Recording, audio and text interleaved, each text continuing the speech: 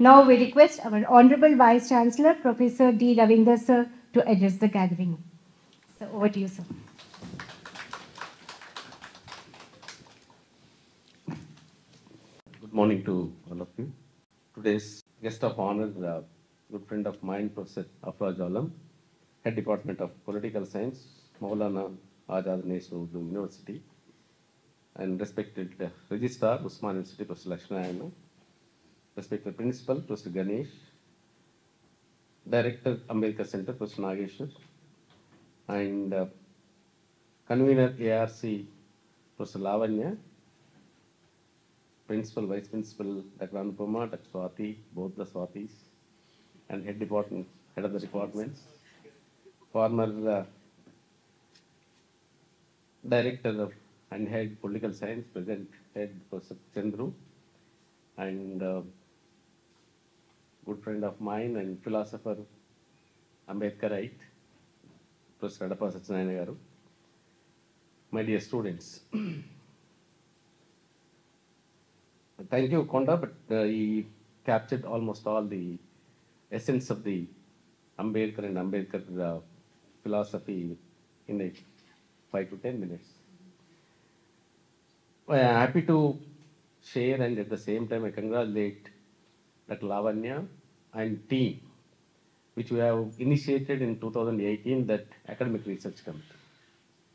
Wherever I go, I think I proudly say that whenever the principal, which we have initiated that concept or idea, instituting the committee. That committee contributed a lot. In fact, every 15 days or every 1 month, which we organize the lectures on arts-related aspects and social-related aspects, and general contemporary situations also, which we have organized. So in light of that, the first lecture, I think, delivered by Dr. Lavanya on miniature. Still, I remember that. Miniature paintings, isn't it? So subsequently, Dr. Vijaya and Swati and others also presented. In fact, I was also presented on lecture in that series. I think if you continue that academic culture and academic tradition in the universities, which is the main objective and main duty of the university, is to debate and discuss on the ongoing issues, on the philosophers who taught us. In fact, though I have come from the political science, I don't want to go into the details of the democracy and electoral politics. It's a very, very vast subject. It's very difficult to explain the concepts of the democracy and the process of the electoral politics. I think I leave it to my friend Afrojala. Since it's a constitutional day, I think I raise certain questions and leave it to you. But whereas most of the social sciences, unfortunately, which were confined to the only localized issues, most of our research is also confined to district politics, case study politics, and so on and so forth. Even case study politics is also very serious. For example, recently I have been interacting with the Cranfield University in UK. They brought out the case studies world over. I think that case studies published in the world over and awarded thousands of pounds for that case studies. How many of you know that? I think you visit the Cranfield University website. ICFI University got consistently 3 awards for this case study presentation. So I think Ambedkar, which we have to take as a case study and present it, and Ambedkar context is different. Contribution was contextualized in 1940s, 1930s, and 1920s. But in the present context, how do you relate Ambedkar in the present socio-economic political context? That is a major challenge before us. That's what I think when the serious intellectual debate need to be discussed on this issue. Blindly, which you are saying that, and at the same time, the dominant perspective which says that we projected Ambedkar as a god, Ambedkar as a architect of the Indian Constitution. But unfortunately, we satisfied with that dominant perspective. I think which you need to look at Ambedkar from a within, from below. If you look at below, I think we would be in a position to understand Ambedkar very, very seriously, and we can contribute a lot for the Ambedkar writings and Ambedkar speeches. That's what Konda rightly said, that without knowing, without reading Ambedkar, which is very difficult. I think I advise to all of you that please read 1, 2, 3 volumes. The 3 volumes gives us a lot of information on Indian scenario, on society, constitution, politics, debates, and so on and so forth. But as the political science student, which I've been the teacher, and my favorite subject is also Indian constitution and Indian politics. But now I think from the last, when I took over the principal, I forgotten the regular reading and regular. ఏమంటారు కదా పెళ్ళి అయితే ఏమంటారు విద్యానాశనం వివాహ విద్యానాశనం yes administration academic నాశనం అడ్మినిస్ట్రేషన్లోకి వస్తే academics పోతాయి but somehow I think whenever we get the time I think we would use to. And at the same time, which you are also as a researcher, as a scholar, to imbibe and inculcate the reading culture. Particularly, we ourselves as branded as Ambedkarite, a Phuleite, or the Savarkarite, or so on and so forth. But that's not the correct thing. As an academician, which you have to take all the opinions and present your viewpoint. That is the most important aspect which we have to. But which I delivered a number of lectures in my classroom, my students interacted with. But somehow I think somewhere a lacuna. So why that lacuna? And particularly most of the people which projected, even right, left, and centrist also said that the Ambedkar written Indian Constitution. Is it really written Ambedkar? I raised the question myself to understand more and more about Ambedkar. But while reading the Austin and other Indian, the cornerstone of Indian Constitution and other books, I came to know that, but Ambedkar has not written Indian Constitution. If you raise a hypothetical question and examine it, then I think we would be in a position to understand much more about these. But whereas the 4 ideologues played very important role in the making of the Indian Constitution, that Nehru, Patel, Prasad, and Abul Kalam Azad. These 4 persons are not a simple personalities. They represented the 4 ideologies. Nehru represented the democratic socialism. Patel representative of the landlord sections of the interest. Prasad, the protector of the Hindu fundamentalist ideology. And at the same time, the Azad also trying to protect the minority interests. So these 4 persons came from the 4 different ideological backgrounds. But the beauty of the 4 ideologies, but they never confronted each other.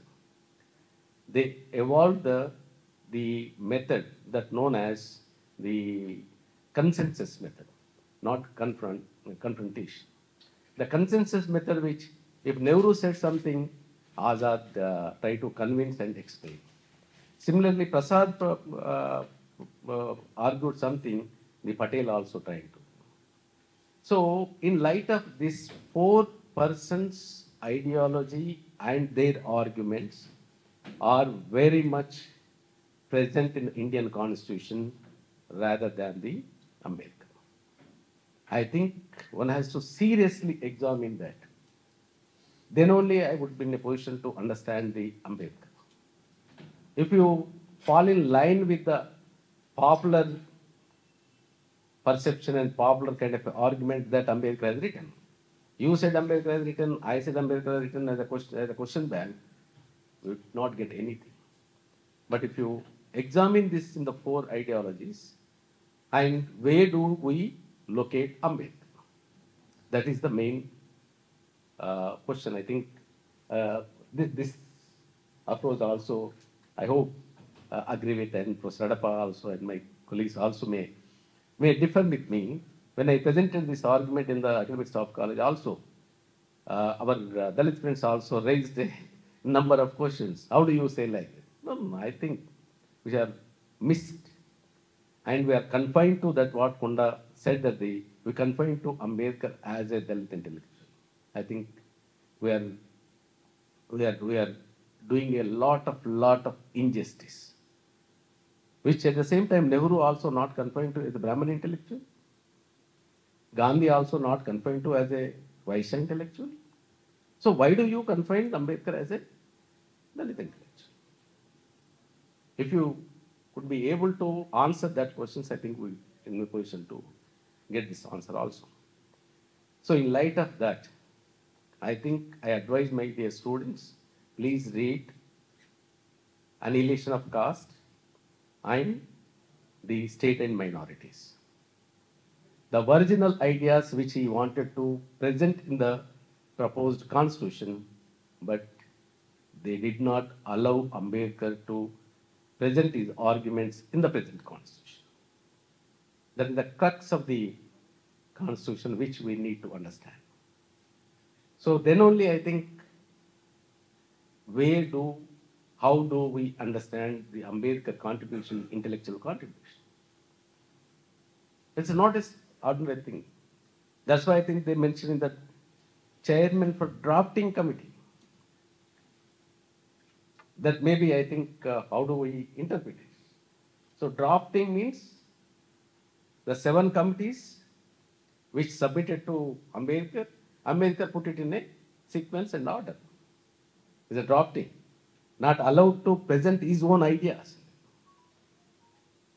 So the President of the Constituent Assembly, Ravinder Prasad, drafting committee, Ambedkar, and the 7 committees which constituted that all 7 committees. One more important point which I wanted to mention here, that Gandhi, father of the nation, Gandhi was very much alive when the making of the Indian Constitution from 1920 to 1948, 1946 to 1949, the making of the Indian Constitution.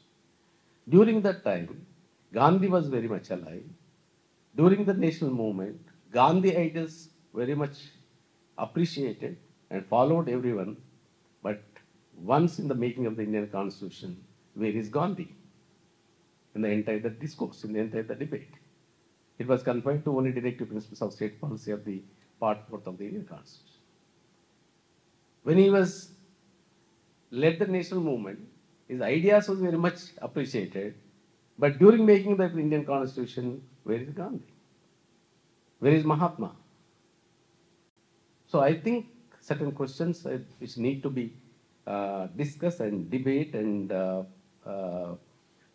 argue, then only I think that's going to be a vibrant answers which one can get it.